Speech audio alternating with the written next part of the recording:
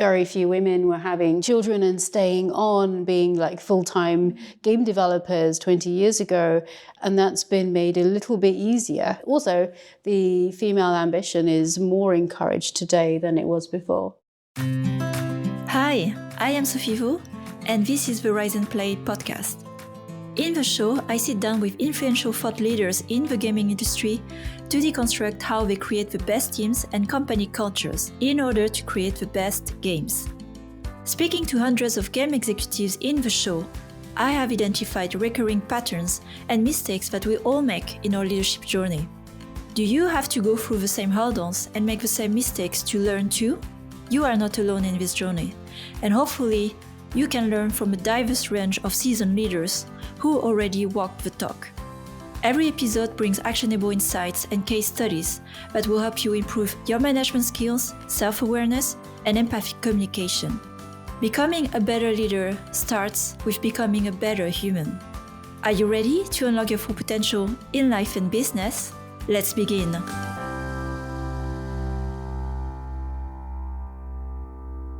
Welcome everyone. Hi, greetings from Interior Night Studio in the West London. So I'm going to another part in my tour of London. First interview here with Charu and Charu today. Studio on site with a discussion about the foundation of a studio Interior Night, where it's a bit challenging sometimes to have more representation of women who are like building studios, leading the studio. It's amazing that it's a completely like clear female-led studio. Too busy making games and not so visible in talking about the games you make in the studio. So I'm so grateful and honored that you made time today to meet and share your story. Thank you. Thank you for taking the time to come and chat with us. I'm Caroline. I'm Charu. I'm studio director at Interior Night. Very happy to be speaking today. Mm-hmm. I'm CEO and creative director. Also very happy to be speaking today. Mm-hmm. And thanks for the quick intro. And let's get into that because before we talk about Interior Night and the journey of your studio 7 years ago, if I'm correct, yes. What have you done before? Maybe as a quick intro, and it's relevant as well of maybe what led you to build the studio.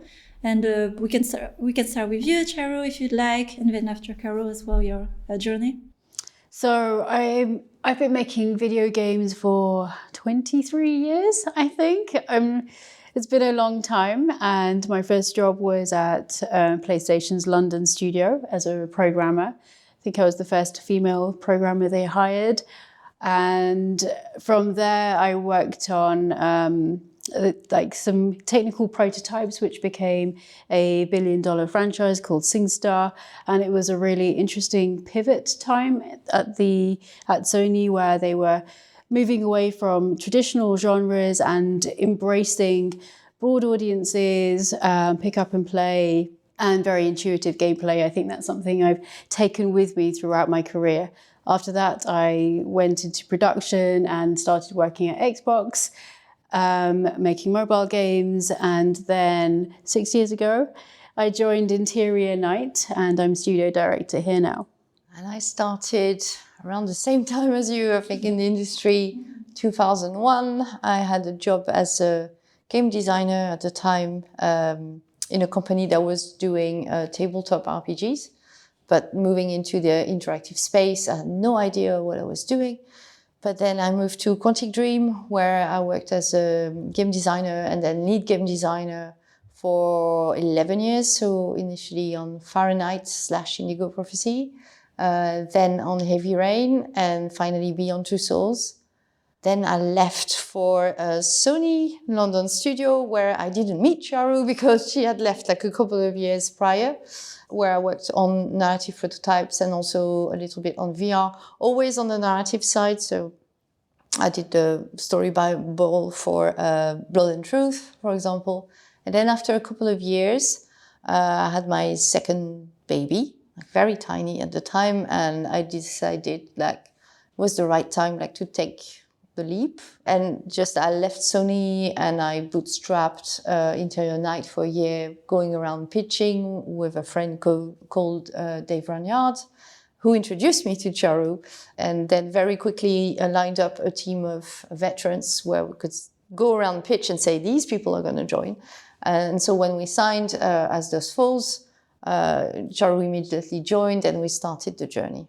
Great, and great intro as well in what led you to create the studio. I want to spend some time there because there are so many elements. So first of all, for me, the interesting bit of the story as well as you started your studio, then the leap, like you said, taking the leap 7 years ago, at a time where there were maybe not so many studios that were just created by women, period, or, a creative studio, but also at a time, personal time where you had a young, a baby, where I've heard more also that counter argument, like, no, I'm focusing on the family, I have to prioritize. It's impossible to build a company, but you did it anyway. So I wanted to hear more of the journey of what happened in your mind, your body, emotions, and everything. Like, this is it. I just won't continue my career, and I take a leap of faith to create my own thing with my conviction.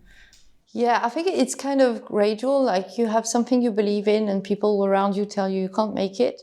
I'm quite stubborn and I'm like, no, I've seen it working. I want to make it. And also when you have a baby, at least for me, like, it makes me stronger in a way. I'm like, well, I can handle babies. So what else can I not do?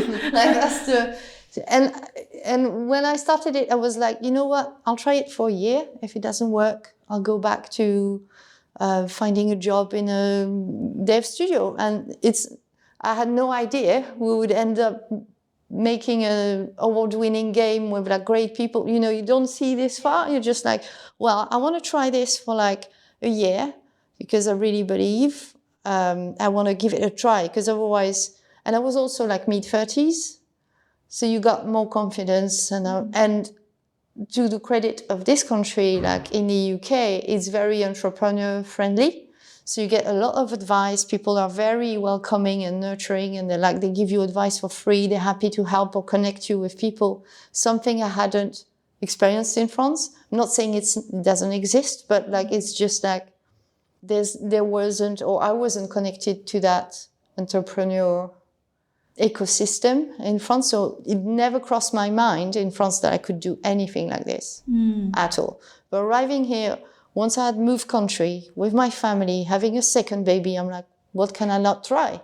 Like, you're in your 40s, like, life is short, just try and go for what you love. So give it a go, in a sense. I actually think having children, I've got 2 children as well, having children makes you reflect on the role model that you're being to your family and your children, and actually what does it mean, to step back from your career, and that's totally valid.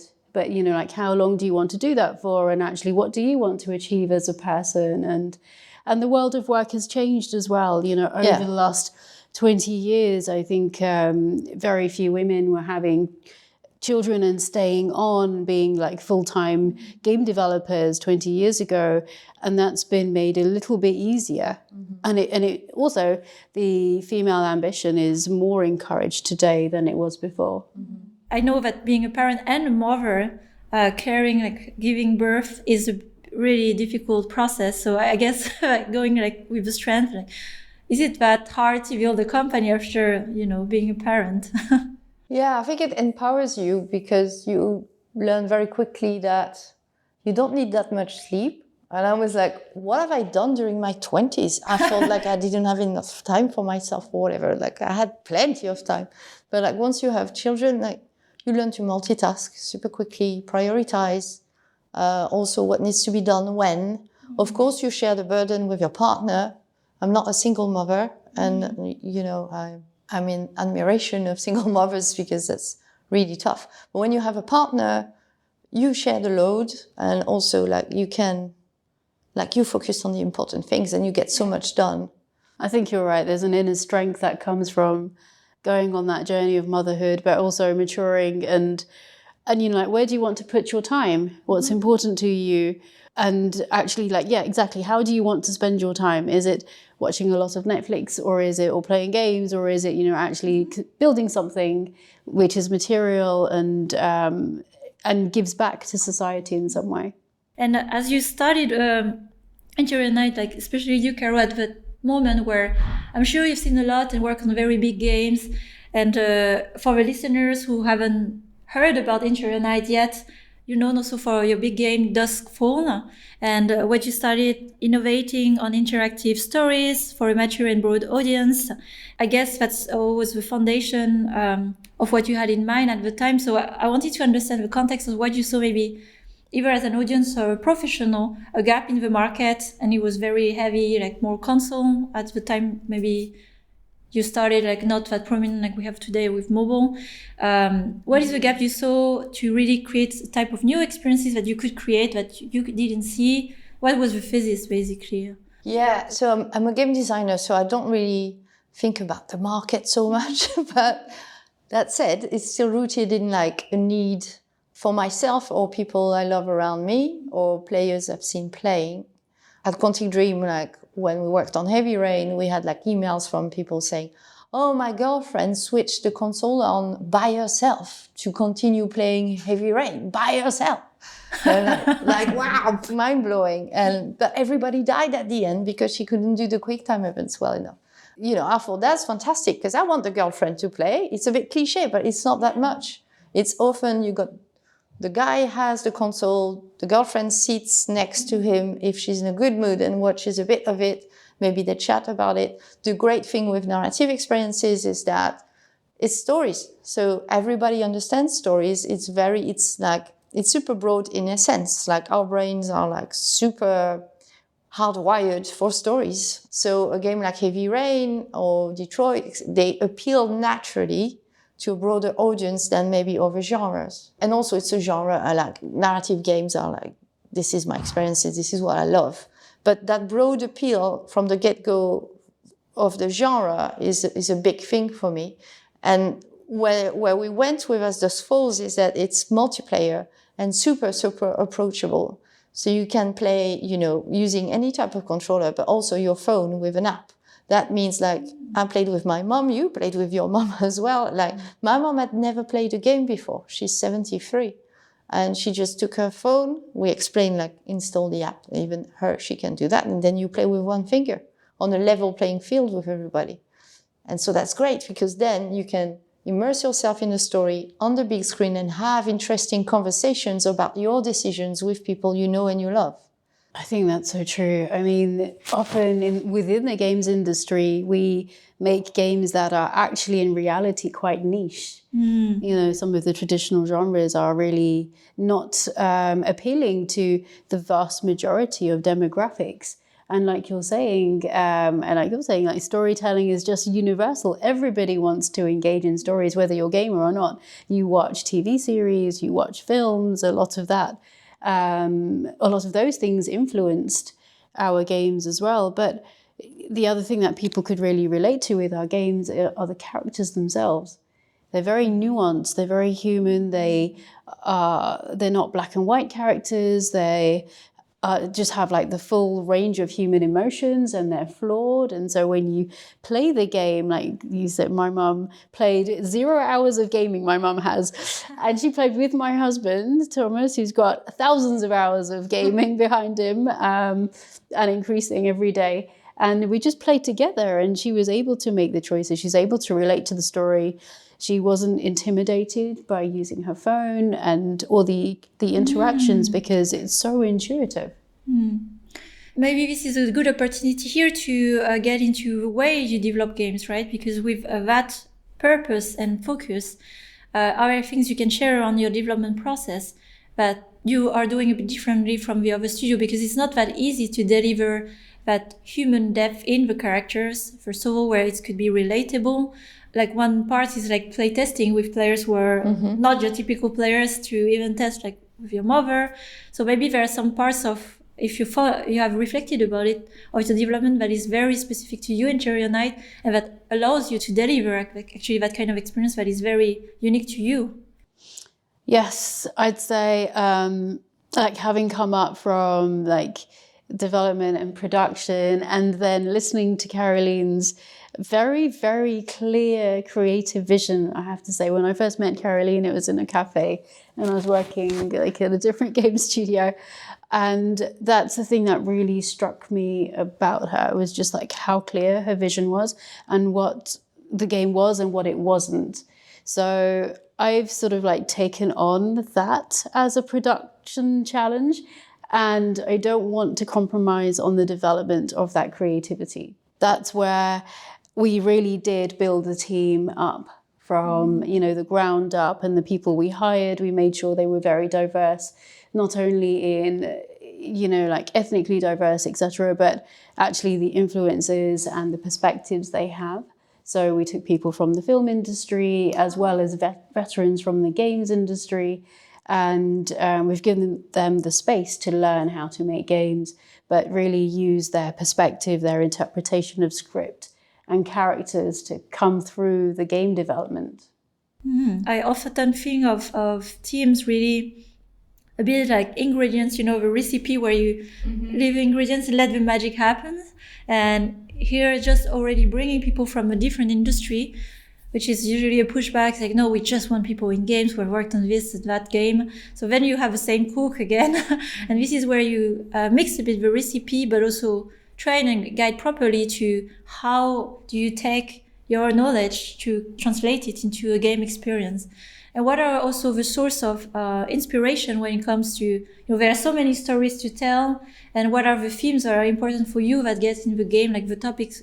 Again, one thing you mentioned, Carol, about reflecting or reconnecting with people you love, even learning new things about yourself, values, which is so powerful because that's, I think, even more power than a movie where you are more passive, and here with story you're interacting. So what are the important themes for you see are needed in the space? As Dusk Falls is a very different narrative experience than what you would expect from the existing narrative games. Like, it's super mature, like in terms of like the topics. Like we talk about themes like having PTSD, depression. We broach suicide as well, but also like more mundane themes like having marital problems, not knowing like exactly where you need to position yourself when your family needs you to do something and your morals tell you might not need to do that or you shouldn't do that. So these are like relatable themes, but it's told at an intense pace. So it's a crime drama, and I don't think it's been done before, like in the narrative, interactive narrative space.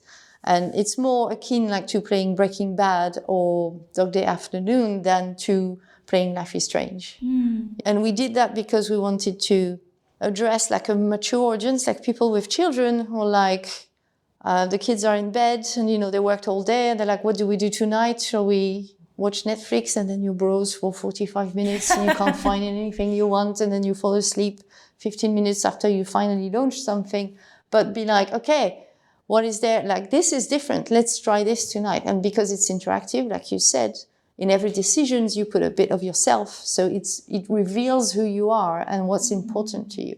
So we want to keep digging that niche, if you want. I don't think it's a niche, but it's a niche right now because it's not been done before. Multiplayer narrative with mature themes, telling a lot of different stories. I'm not saying we're going to keep doing crime dramas, but like exploring the multiplayer narrative space for a mature audience with like intense experiences akin to the type of stories you'll see on flagship TV. Yeah. TV is very daring and like very diverse as well, like in terms of stories. So so this is what's important like for us, and try things like keep innovating in that space to the point where we reach everybody on every screens possibly. And I'm curious about the impact on the audience, because this is where I see an opportunity again. It's not just staying at the entertainment level. It's quite a difficult topic. And I would say sometimes we go in a lazy way to the entertainment where I just want to be brainless, but it makes you think. But this is also what adds value to your life. Like, okay, difficult topic. So curious about the reception, about the game. I saw like reviews, rating, awesome, like very anonymous. Game has been very well received by the press and also the community. But more from the learnings you've got about what is like going deeper in those topics and bringing those themes in an interactive way can bring in the life of players. If you have some, testimonials to share or experience that really warm your heart. The ones I really love is like when someone tells me, well, I started playing, my wife was around, she sat with me, and then we played together in one sitting. and normally she doesn't play.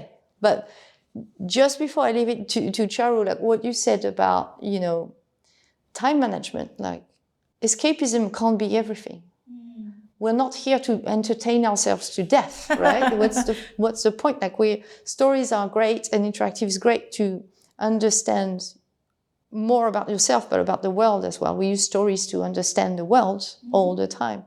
So like it's about where you put, like as a person, like I don't want to spend my time on mindless entertainment, like honestly. Sometimes it's good because you need it, but certainly not most of the time. Like at our age, like our time is precious. It has to be like used in a good way, like in your brain power as well. So actually, I really love hearing people who say, oh, I have to play this with my partner because this might be the game that will actually almost convert them to come and play with me. And you said that earlier, and I heard some people say that yesterday too. And it does feel like this is the game that can break down some of those barriers and some of the negative stereotypes which still exist around gaming for some people. I find that everybody I know splits into two categories: people who are comfortable with what games are and people who just absolutely don't want to have anything to do with it. And yet I think, no, you're my age, like you would, it doesn't even matter what age you are, you would love to play this game, you just don't realize it and you're not even searching for games to play. The other thing that was very revealing was the good press we got from the gaming industry and, you know, journalists, but also lifestyle press. And I think that was really interesting. They really picked up on the music. They picked up on the breadth of storytelling. They picked up on the depth of characters. And I think that was really important for us because we wanted to get those things across to players. And I want to get more in some questions around the development, but more of the process of development and the journey of the building of a company. So it's a 7-year journey. And maybe from the beginning, Charu, for you, especially the founding journey, which is really quite a difficult topic for studio that just get started. I mean, I interact quite a lot with Rise and Play, and even in my coaching teams, women who want to start and they don't have a funding, they don't have a network, and they have a not crazy idea, but for others it seems crazy because it hasn't been done. So I wonder how has been that journey for you as you started, and you said you bootstrapped, and when you had to pitch around, what was the reception, the challenges but opportunities you had at that time? I didn't wonder too much, like how am I gonna make this work? You take it like step by step. And first I didn't need funding because it was just me. So it was just about pitching. And the thing I found that opened doors was like, the first thing they look is like, okay, who's this person? Oh, she was lead designer on Heavy Rain and Beyond Two Souls. Yeah, I know those games.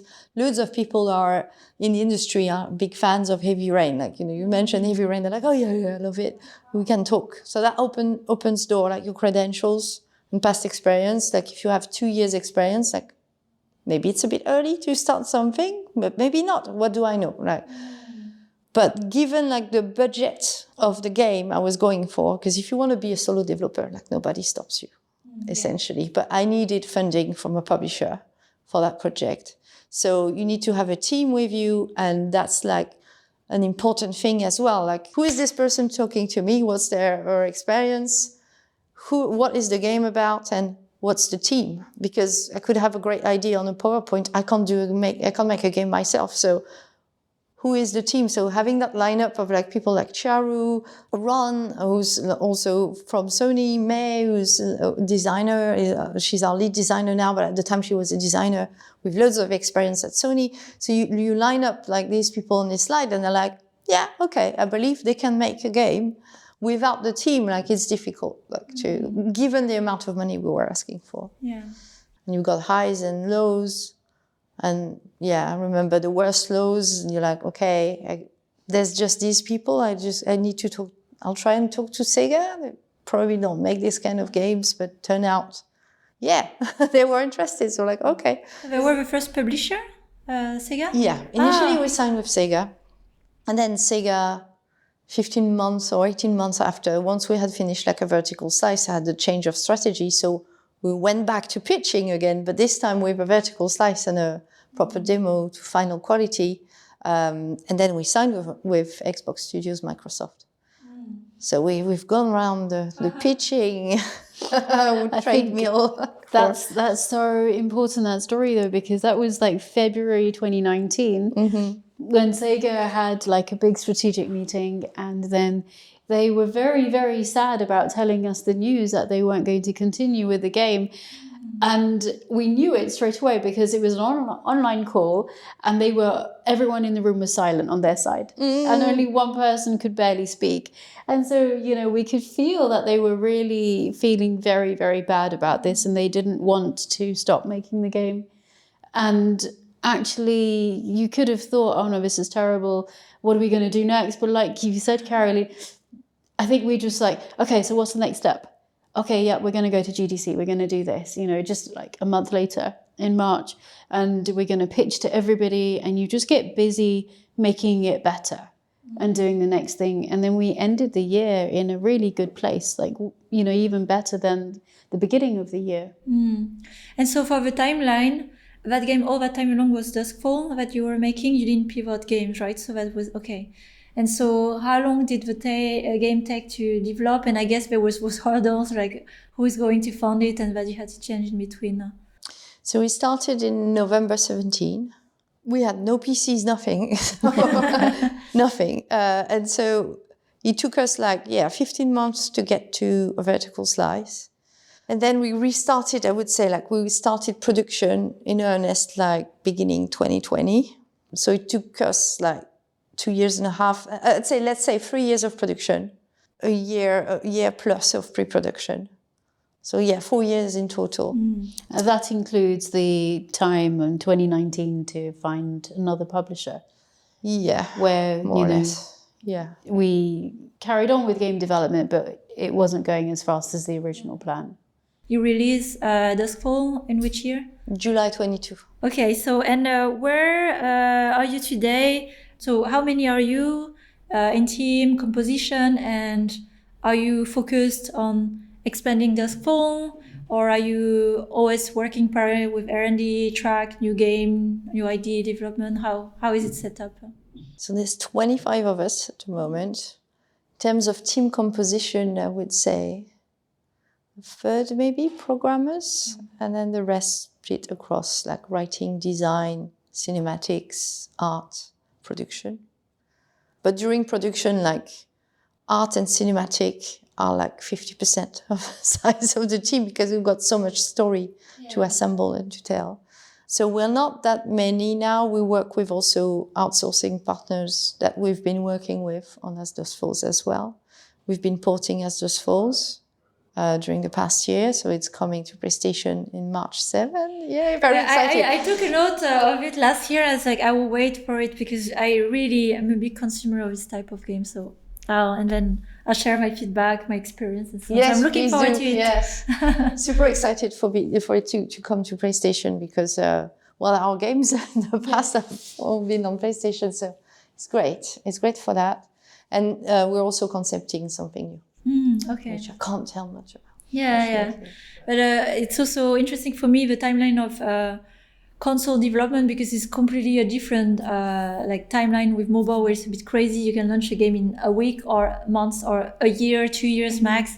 And here it's very long. So it feels long, but I'm sure there's a lot that needs to be done, of course, in the game, but especially in console. It's closer to movie production to me when I even look at just the detail and the whole game as a whole compared to a mobile game. So for me, it's very foreign as well, that timeline. So it's wow, years. Yeah, it's not very long, yes. Yeah. Especially for us, because it's narrative, it's a 12-hour long story, if you want, but it's branching, so it's more complicated than if it was a TV series. Because when it can only go one way, right? We've got so many branches and things. When you experience it, it flows. But there's been a lot of work behind the scenes for all those small branches or bigger branches to all seamlessly weave in together, and that's so that you don't see the seams.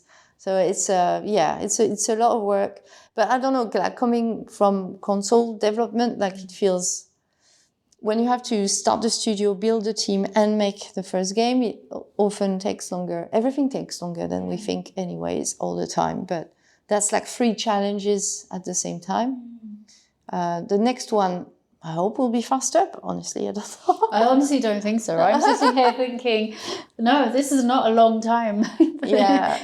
When I think about the next game is actually very ambitious, and the level of innovation on every level in terms of the platforms and the development methods we're going to be changing as well, and we need to learn much more about elements of the film industry and the amount of cinematic content we're going to be doing, plus other things. Yeah, it's not long enough. 4 years is like, wow, okay, how are we going to do this? Yeah. Question I have for the two of you as more retrospective, 7 years, and it could be more on a team level, it could be on project level. What are the key learnings or things that maybe that could be useful also for the listeners of what it is to build your own studio? So the most important things, I would say, it's like having a clear idea of what you want to do, being stubborn enough that, but not silly stubborn, like you run into a wall, but like stubborn enough that you take the feedback you want to take and you need to take, but not over that. Because it's very easy to be derailed. The world's going to try and derail you all the time for good and bad reasons. Like people have different opinions about what you guys are making. So like keeping that. And then the team, it's just like, it's essential. Working with people you respect, trust, who are experts in their field or so talented that, they're smart, they can think about it and make it much better. Like the game is much better than what I thought we could do initially. And that's the magic of it, like, because talented people come together, believe in the final vision, even if the final vision always evolves as it's getting made. But the things that didn't go so well, like it's time, money, comms are like super difficult. Even with people of goodwill wanting to do the best they can, like it's always like, yeah, there's a lot of moving parts in making those games, in any game, but like in the narrative, like people trying to work together more or less in waterfall because you have knock-on effects, like, or people not being aware of this was being made. Despite our best efforts, like it always happens that comms are, I wish we could find like the perfect recipe where people always know what they have to do, who's doing what, how it could impact what they're doing could impact others. I don't know if it's like... It's not possible. They may be not perfect, but... Yeah, it's not possible to do that, but we will get better at it. And I think, almost like on a daily basis, if you like aim to be better than you were yesterday or last week, then you will find that at the end of it, you will get there. And you don't have to cry about the problems that you had yesterday, so long as you're trying to work on the solutions for them. But I think resilience is a really big thing for every career, especially games though, because it's creative, it's technical, like everybody has an opinion. There are so many types of feedback, industry-wide or colleague or like, on the creative elements themselves that could derail you, like you say, and you just have to understand that you have your own perspective, and actually there's so much growth within the games industry, not just sort of like in terms of workforce and expertise, but in terms of reaching the audience and the types of games that we want to make. I feel like we're barely scratching the surface of that. Games are the cultural media of our era. And it's not just about entertainment either. Like, it's about empathy, it's about relating to people, about learning about yourself. It could be about history, it could be about science, it could be anything that engages somebody, very deeply into an experience. In games, I think women in leadership position, like director roles in studios, 10%, probably less. CEOs or co-founder level, 7-8%, so super low. So it's not always easy, right? And it's not always easy in the sense also that you're doing something that others haven't done that way or being that way. This morning we were talking about can you be a successful leader while being yourself as / woman, like in market? Well, yes, you can, but you have to go through a path that is unknown because you are the first one doing it. Mm-hmm. So what have been the resources that help you to find the courage, to keep going? As a last question, and maybe, for more optimism in the industry. I don't see it as like a battle. I mean, it's like pitching, selling, making something. It's always a battle. Like life is a battle. Fine. But just like, I think the thing I personally had to work on is like stop questioning whether I was creative or not, or this one or that one was, because I think everybody is actually. But it's just gaining the confidence with turning 30 plus. I think you tend to have imposter syndrome in your 20s. Everybody has it. And other people might have it like still now. We all have it to some degree. It's just like putting it aside and be like entering a room like alpha. Not alpha man, but just like an alpha person being like, I'm here, I'm the expert in my field. I'm a game designer. I'm going to talk to you about this great experience I want to make, and that's it. And then you take it or you leave it, But like when it started going into, what do you think about adapting this to this IP? I'm like, no, they just don't get what this is about. So this is not going to happen. But people are actually quite respectful of innovation, creativity. And I think most of the people in the industry are like genuinely there to make the best thing possible. And of course, there are people who want to do cash grabs and stuff, but like most people we talk to, like there's a genuine love for the medium and for wanting to have the next big thing, but not in terms of money, in terms of like, this is the amazing experience that, this studio has made. And so, yeah, I think there's a lot of genuine passion in this industry, even from all, the white dudes, etc., in their own way. Like, and you don't have to battle that so much. I think it comes from the inside, like being confident in knowing why you're here and why you're doing it. Yeah, I think there is a lot of, even when people aren't, even if we're pitching a game and they're not able to, sign right now for whatever reason on their company's part, but they want you personally to succeed. Mm-hmm, mm-hmm. And we feel that, it's a very personal thing. They want the best people to go forwards. They want the best games to be made, even if it's not their company that ends up doing it. And I think the games industry is going through like a revolution or a maturing phase itself, where innovation, diversity are actually properly valued. They want to reach new audiences. The potential audience doesn't reflect the current workforce, and that needs to change. And there's like so much money on the table. It makes business sense to make new types of games. And yeah, I feel very comfortable in the games industry, actually, as a female. And I think you're right. It's not about being alpha male and sort of like taking on that mold, but it's really good to be like female and be the leader and recognized as such and be your type of leader. Mm-hmm. Because people respond to authenticity at the end of it.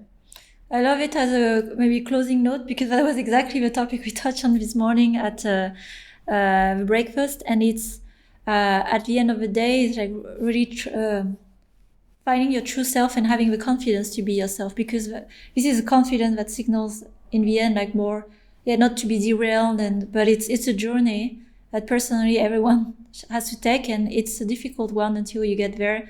But age helps. At some point you've just seen so much, and like, I'm just gonna be myself, and we'll see what happens, because you have nothing to lose, but you don't want to lose to be yourself. And I think this is here what I hear from you. Like, I feel so much confidence and like power, but in a power that is a feminine power, like all version of power, right? Mm-hmm. And there's space for that as well. Like you say, walking in the room and being alpha. I love it, like reclaiming it and not associating necessarily to a gender, but remembering there's a space for everyone to be, but you have to be really certain you're having a conviction of what you're doing and why. Well, thanks a lot, Charu and Caro, for receiving me and for really getting in depth, exactly reflecting on your journey. And it's one to be really proud of, and I'm really looking forward, excited for your next step. Thank you. Thank you so much, Sophie. Thanks for listening to this latest episode of the Rise and Play podcast. I am growing a community of conscious leaders across the industry and beyond. If you want to join this movement, please share the podcast with other conscious leaders, because we have so much more we can learn from each other. If you've enjoyed this episode, please follow and rate the show on Spotify or your other favorite podcast platform. It will help other growing leaders to discover the show and benefit from the valuable insights. If you would like to grow rapidly your leadership skills, you can find more insights on riseandplay.io, where you will also find my free masterclass on conscious leadership and other resources that I offer. Have a great week and remember to take care of yourself. Until the next time,